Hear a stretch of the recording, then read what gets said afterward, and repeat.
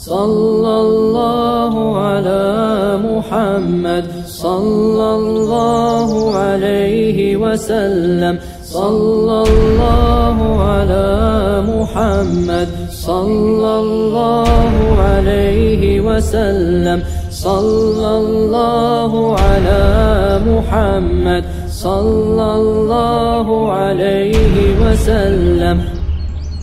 بسم اللہ الرحمن الرحیم۔ دوسری فصل ہماری مکمل ہو گئی تھی، جس میں خواہش نفس کی مذمت کے بارے میں حضرت رحمہ اللہ تعالیٰ نے اشعار ذکر کیے تھے۔ یہاں سے تیسری فصل دوبارہ شروع ہو رہی ہے نبی کریم صلی اللہ علیہ وسلم کی مدح یعنی تعریف کے بارے میں۔ پہلا شعر دیکھ لیں۔ ظلمت سنت من احیا الظلام الی ان اشتکت قدماہ الذر بالورم۔ ترجمہ اس کا دیکھ لیں۔ میں نے ناانصافی کی اس ذات کی سنت کے ساتھ جو راتوں کو جاگتے تھے، عبادت کرتے تھے، یہاں تک کہ ان کے پاؤں نے سوجن کی وجہ سے تکلیف کی شکایت کی۔ ایک ایک لفظ کا ترجمہ دیکھ لیں، پھر اس کی تشریح کرتے ہیں۔ ظلمتوں کا مطلب ہوتا ہے ظلم کرنا، میں نے ظلم کیا، سنت ہی ہے۔ من وہ ذات، احیا کا مطلب ہوتا ہے زندہ کرنا، ظلام کہتے ہیں اندھیرے کو، مراد ہے سے اندھیری رات۔ الا اس کا اردو میں ترجمہ کرتے ہیں یہاں تک۔ اشتکت اس کا مطلب ہوتا ہے شکایت کرنا، شکایت، شکوہ۔ قدم آہو دونوں قدم، الذرہ تکلیف، نقصان، ورم سوج، سوجن۔ اب ذرا سارے کا دوبارہ دیکھیں۔ حضرت فرما رہے ہیں کہ میں نے ظلم کیا اس ذات مبارک کی سنت کے ساتھ، یعنی نبی کریم صلی اللہ علیہ وسلم کی سنت کے ساتھ میں نے ظلم کیا۔ مطلب کیا ظلم کرنے کا؟ کہ میں نے جیسے نبی کریم صلی اللہ علیہ وسلم کی سنتوں کو اختیار کرنا چاہیے تھا، میں نے اختیار نہیں کیا، حالانکہ وہ اتنی بڑی اور بابرکت اور مقدس ذات ہے جس نے اندھیرے کو زندہ کر دیا۔ اندھیرے کو زندہ کرنا کیا ہوتا ہے؟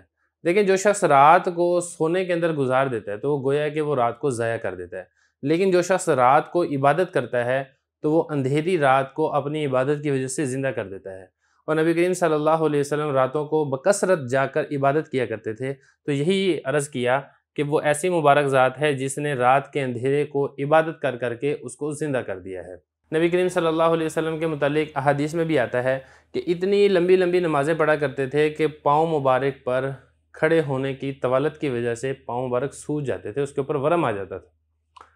تو یہی حضرت یہاں پہ اسی کو ذکر کر رہے ہیں کہ وہ ایسی عظیم بابرکت اور مقدس ذات ہے جو راتوں کو اتنی لمبی لمبی نمازیں پڑھتی تھی، امت کے لیے اتنی دعائیں کرتی تھی کہ ان کے قدم مبارک جو تھے وہ شکایت کرتے تھے تکلیف کی، ورم کی وجہ سے، کھڑے ہونے کی وجہ سے اس کے اوپر سوجن آ جاتی تھی۔ تو ایسی مبارک اور بابرکت ذات کی سنتوں کے ساتھ زیادتی نہیں کرنی چاہیے، مطلب ان سنتوں کو ترک نہیں کرنا چاہیے۔ اگلا شعر دیکھیں۔ وَشَدَّ مِن صَغَوٍ أَحْشَاءَهُ وَطَوَى تَحْتَ الْحِجَارَةِ كَشْحًا مُطْرَفَ الْأَدَمِ۔ ترجمہ اب اس کا دیکھ لیں۔ اور نبی کریم صلی اللہ علیہ وسلم نے باندھ لیا بھوک کی وجہ سے آنتوں کو، اور لپیٹ لیا پتھروں کے نیچے اس پہلو کو جس کی کھال نرم اور نازک تھی۔ کیا مطلب ہے اس کا؟ ایک ایک لفظ کا ترجمہ دیکھ لیتے ہیں، پھر انشاءاللہ اس کی تشریح کرتے ہیں۔ شدہ کا اس کا مطلب ہوتا ہے باندھنا،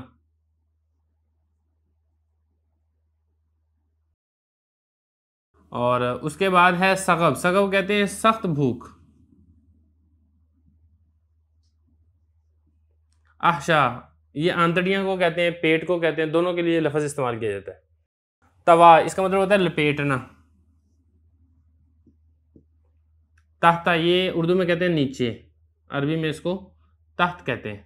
ہجارہ پتھر، اور اس کے بعد آگے ہے کشن۔ کشن کہتے ہیں کوکھ کو، پہلو کو بھی کہتے ہیں، یہ آنتڑیوں پہلو کو کہتے ہیں، مطلب پسلیوں اور کوکھ کے درمیان والی جو جگہ ہے اس کو کشن کہا جاتا ہے۔ اس کے بعد مطرف نرم و نازک، آسودہ حال، عدم یہ کھال، کھال کا اندرونی حصہ، بیرونی حصہ، یہ عدم کا معنی ہے۔ اب دوبارہ دیکھیں ترجمہ۔ تو حضرت فرما رہے ہیں نبی کریم صلی اللہ علیہ وسلم نے بھوک کی وجہ سے آنتوں کو یعنی پیٹ کو لپیٹ لیا، یہ فرما رہے ہیں شدہ لپیٹ لیا، من صغوٍ بھوک کی وجہ سے، احشاءہ اپنے پیٹ کو، اور باندھ لیا پتھروں کے نیچے، کشہن اپنے پہلو کو، نرم و نازک کھال والے پہلو کو۔ یہ اصل میں اشارہ ہے نبی کریم صلی اللہ علیہ وسلم کی بھوک کی سختیاں برداشت کرنے کی وجہ سے، خاص طور پر غزوہ خندق کے موقع کے اوپر جب سخت بھوک تھی، کھانے کے لیے چیزیں نہیں تھی، تو صحابہ کرام رضی اللہ عنہم نے اپنے پیٹ کے اوپر پتھر باندھے ہوئے تھے، تو نبی کریم صلی اللہ علیہ وسلم نے اپنے پیٹ پر ایک پتھر نہیں بلکہ 2 پتھر باندھے ہوئے تھے۔ تو یہ اسی نبی کریم صلی اللہ علیہ وسلم کی سنتوں پر عمل کرنے کی طرف حضرت تاکید فرما رہے ہیں کہ وہ ایسی بابرکت اور مبارک ہستی ہیں، ایسی بابرکت اور مبارک ذات ہیں جنہوں نے ہماری خاطر اتنی سختیاں، اتنی تنگیاں برداشت کی تھیں کہ سخت بھوک کی وجہ سے ایسی نوبت بھی آ جاتی تھی کہ پیٹ کے اوپر پتھر باندھ دیا جاتا تھا۔ اصل میں اس میں یہ ہوتا تھا کہ جب انسان کو شدید بھوک لگی ہو، اپنے پیٹ پر تھوڑا سا پتھر باندھ لیا جائے تو کمر کو تھوڑا سہارا مل جاتا ہے، جس کی وجہ سے کچھ نہ کچھ حالت کے اندر بہتری آ جاتی ہے۔ تو اس وجہ سے پیٹ کے اوپر پتھر باندھے جاتے تھے۔ تو خلاصہ یہ ہے کہ اس شعر کے اندر بھی نبی کریم صلی اللہ علیہ وسلم کی مبارک سنتوں پر عمل کرنے کی ترغیب دی جا رہی ہے۔ لیکن یہاں پر کوئی شخص یہ نہ سمجھے کہ نبی کریم صلی اللہ علیہ وسلم کا جو فقر تھا، جو غریبی تھی، یہ من جانب اللہ تھی۔ ایسا نہیں تھا، یہ نبی کریم صلی اللہ علیہ وسلم نے خود اختیار کی تھی فقر و فاقے کو بنسبت امارت اور مالداری کے اوپر، کیونکہ اللہ تعالیٰ کی جانب سے تو نبی کریم صلی اللہ علیہ وسلم کو یہ آفر کی گئی تھی کہ اگر آپ کی خواہش ہو تو ہم پہاڑ کو سونے کا بنا دیتے ہیں، یعنی خوش عیش زندگی آپ گزار سکتے ہیں۔ لیکن نبی کریم صلی اللہ علیہ وسلم نے خوش عیش زندگی کے اوپر فقر و فاقے کو ترجیح دی تھی۔ تو یہ فقر اختیاری تھا، فقر اضطراری نہیں تھا، جیسا کہ اگلے شعر کے اندر بھی یہی مضمون ذکر ہوگا۔ 31واں شعر دیکھیں، وراودته الجبال الشم من ذهب عن نفسه فأراها أيما شممی، اور بلند پہاڑوں نے آپ سے درخواست کی کہ ہم سونا بن جائیں، یعنی آپ ہمیں قبول کر لیں۔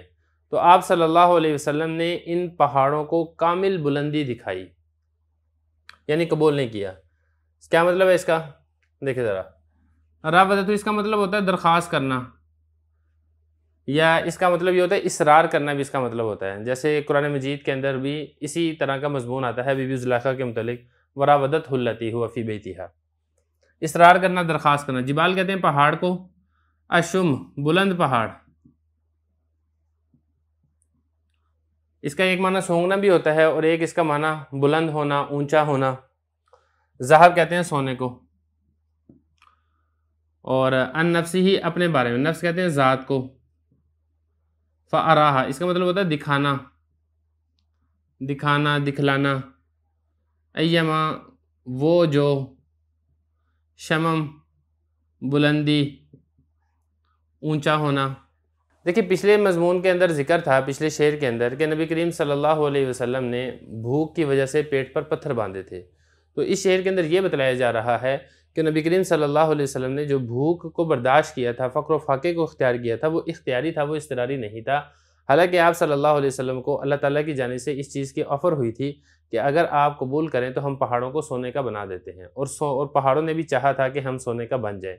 تو یہی ہے کہ یہاں پر ذکر کیا جا رہا ہے راودت الجبال، کہ پہاڑوں نے درخواست کی، پہاڑوں نے اصرار کیا، کس چیز کا؟ بلند، اشم یعنی اونچے بلند و بالا پہاڑوں نے سونے کا بننے کی درخواست کی کہ ہم سونے کا بن جاتے ہیں اور آپ ہمیں قبول کر لیں۔ مطلب وہی ہے کہ اللہ تعالیٰ کی جانب سے حضرت کو اس چیز کی آفر کی گئی تھی۔ ان نفسی اپنے متعلق، فاراہا تو نبی کریم صلی اللہ علیہ وسلم نے ان کو دکھایا، ایما شممی صحیح اور حقیقی بلندی دکھائی۔ دیکھیں انہوں نے درخواست کی تھی کہ ہم سونے کا بن جاتے ہیں، اب ہمیں قبول کر لیں، تو نبی کریم صلی اللہ علیہ وسلم نے اس آفر کو ٹھکرا دیا، اس آفر کو قبول نہیں کیا۔ تو حقیقی بلندی، حقیقی اونچا مرتبہ یہ دکھایا کہ باوجود فقر و فاقہ ہونے کے، اپنی امت کی اصلاح کی غرض سے حضرت نے اس سونے کو، اس چاندی کو، اس مال و دولت کو قبول نہیں کیا۔ یہی صحیح طور پر اور حقیقی معنی میں کامل بلندی ہے۔